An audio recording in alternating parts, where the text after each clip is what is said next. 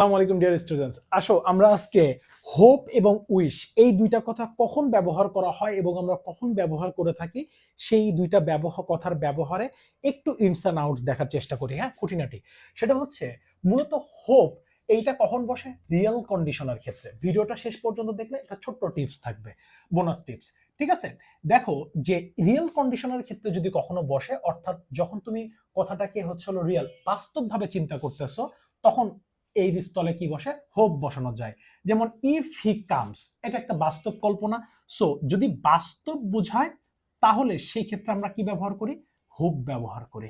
যেমন if he, এই ইফটাকে তুলে দিয়ে যদি বলি I hope, I hope he comes, I hope he comes, এই বাস্তব কথার ক্ষেত্রে আমরা কি ব্যবহার করতেছি? হোপ। আর আনরিয়েল কন্ডিশনের ক্ষেত্রে আমরা কি ব্যবহার করি? I wish. আনরিয়েল, যেমন কি ইফ এর স্থলে তুমি যদি এখন কি ব্যবহার করো?